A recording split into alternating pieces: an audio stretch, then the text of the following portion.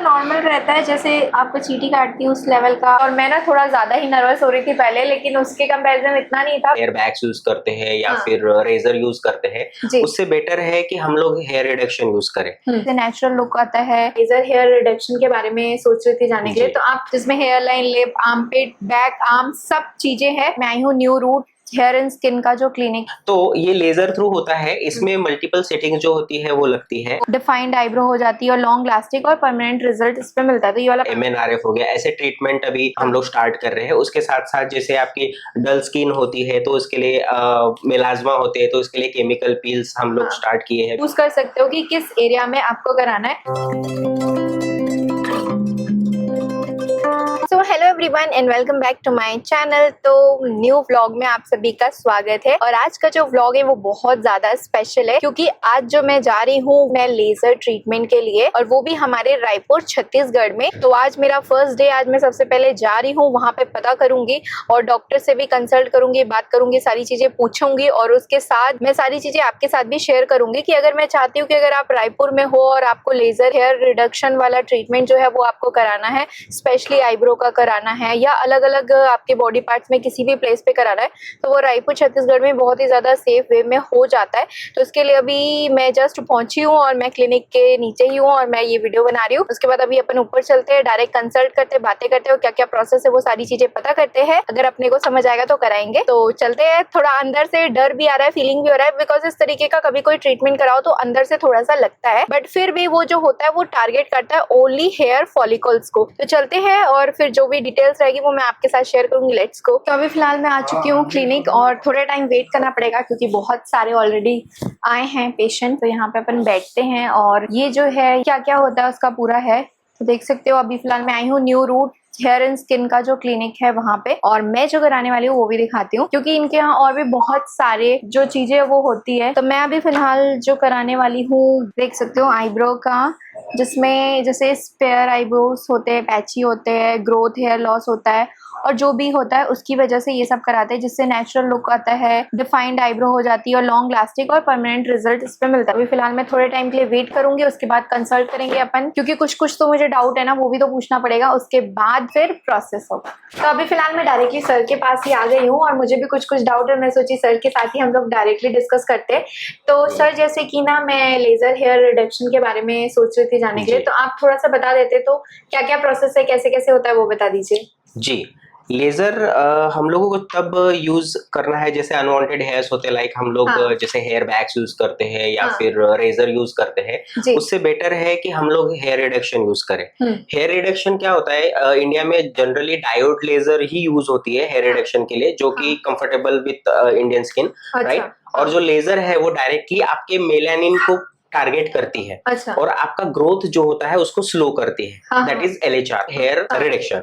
ठीक है, तो ये लेजर थ्रू होता है। इसमें मल्टीपल सेटिंग जो होती है वो लगती है। इंटरवल ऑफ 4 वीक्स, मतलब 1 मंथ आप बोल सकते हैं। और साथ ही में इसको सेशंस जो है एटलीस्ट 6 to 8 सेशंस लगेंगे।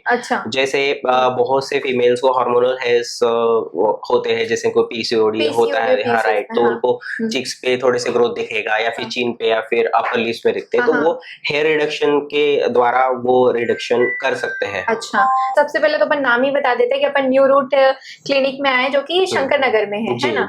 शंकर नगर में। तो जैसे मैं तो अभी लेजर के लिए कर रही हूँ, बट सर के पास लेजर के अलावा और भी बहुत सारे ऑप्शंस है ना सर? और क्या क्या है प्रोसीजर जो होता है? जैसे क्विक स्विच लेजर है, उसमें जैसे मोल रिमूवल्स हो गया, CO2 लेजर हो गया, MNRF हो गया, ऐसे ट्रीटमेंट अभी हम लोग स्टार्ट कर रहे हैं। उसके साथ साथ जैसे आपकी डल स्किन होती है तो उसके लिए मेलाज्मा होते हैं, तो इसके लिए केमिकल पील्स हम लोग स्टार्ट किए हैं अभी। तो केमिकल पील्स में भी काफी अच्छे रिजल्ट्स है।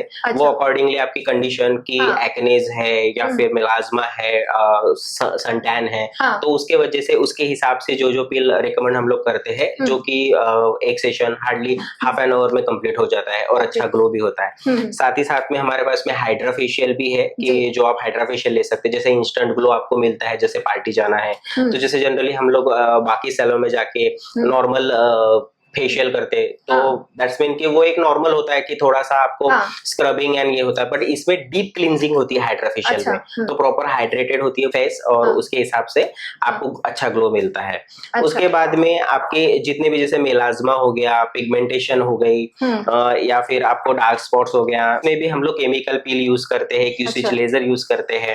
उसके बाद में लिप्स, जैसे किसी के डार्क लिप्स होते हैं तो उसके लिए भी हम लोग ट्रीटमेंट देते हैं। जैसे रेजर चला लेते तो वो टैनिंग वहां पे हो जाती, तो हम लोग बेटर वे है कि उसको किस तरीके से ब्राइटनिंग करना है, तो वो ब्राइटनिंग हम लोग ये सारी चीजें करते हैं। बहुत सारी, मतलब प्रोसेस तो बहुत सारा है, बट अपन अभी laser hair reduction specially eyebrow का कर रहे हैं, तो आईब्रोज के अलावा लेजर आप लोग और भी किसी अलग अलग बॉडी पार्ट्स में भी करते होंगे? जी, जनरली LHR जो यूज होता है, फेस होता है, चीक्स होते हैं, चिन होता है, बैक, फ्रंट, बिकनी एरिया और हैंड एंड लेग्स कर सकते हैं। अगर अपन करते हैं तो हमारे यहाँ पे कौन कौन सा प्रोसेस होता है? डायोड लेजर ही यूज करते हैं, वो कॉम्बिनेशन के साथ में है मेरा। और उसके भी काफी अच्छे रिजल्ट्स है। कुछ पेशेंट्स हमने किए हैं, जैसे उनके हमको रिव्यूज आए तो काफी हैप्पी है उन लोग भी। तो 2-3 सिटिंग्स में तो इतना रिजल्ट पता नहीं चलता, अप्रोक्स आपको 6 to 8 सेटिंग्स लेना पड़ेगा, में एग्जैक्ट रिजल्ट क्लियर आ जाता है ना। सर क्या होता है, कोई भी तरीके का ट्रीटमेंट लोग कराते हैं तो स्पेशली सब लोग थोड़ा सा डर जाते हैं, तो एज सच कोई इसमें साइड इफेक्ट्स टाइप का नहीं, टोटली ये पेनलेस है। थोड़ा सा आपको वार्मिंग मतलब सेंसेशंस होगा, बट हम लोग कूलिंग जेल और टेम्परेचर प्रॉपर मेंटेन करते हैं, तो उसकी वजह से सारा प्रोसीजर आपका जो है वो पेनलेस ही होगा।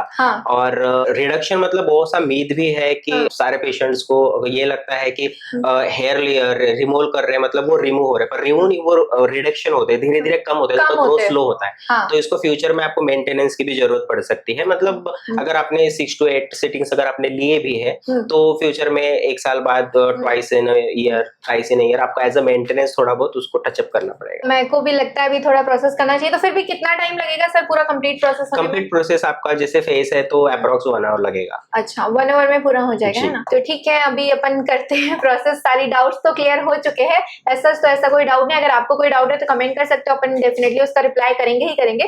तो अपन प्रोसेस स्टार्ट करते हैं। तो अभी फिलहाल मैं ट्रीटमेंट कराने के लिए अभी आ चुकी हूँ। ये देख सकते हो, ये वाली एडवांस लेवल की मशीन है जिससे मेरा पूरा ट्रीटमेंट होने वाला है। और आप देख सकते हो इसमें अलग अलग ऑप्शंस भी है, आप चूज कर सकते हो कि किस एरिया में आपको कराना है, जिसमें hair line, lip, armpit, back, arm सब चीजें हैं। फिलहाल मुझे तो कराना है आईब्रो में, तो चलो रेडी हो गया है सारी चीजें, स्टार्ट कराते हैं process. I am little bit nervous but बैठते हैं। जिस लेवल से मुझे अभी किया है ना, तो मुझे पेशेंट टाइप का फील हो रहा है बट मैं पेशेंट नहीं हूँ यार। अच्छा, मेरा आईज भी क्लोज होगा, मतलब आईज मेरा क्लोज होने वाला है। और ये इम्पोर्टेंट भी है बिकॉज इससे क्या होता है, आपका जो आई साइट है उस पे मशीन लेजर का इफेक्ट नहीं पड़ता है ना सर? हाँ जी।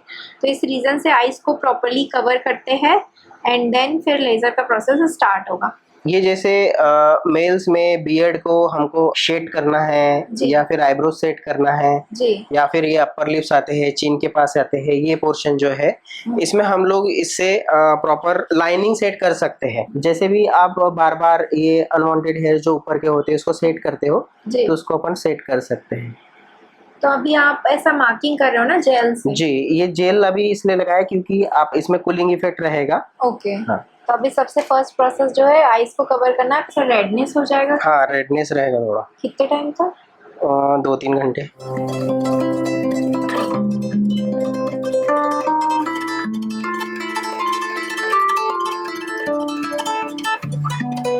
थोड़ा सा नॉर्मल रहता है, जैसे आपको चींटी काटती है उस लेवल का आपको फील होगा जब मशीन वर्क करती है। तो इसको डबल स्टैंपिंग में किया हमने। अच्छा। ठीक है, अगर ज्यादा करेंगे तो बहुत रेडनेस होगा। अच्छा। हाँ, तो इसके हिसाब से अपन ये कर रहे हैं।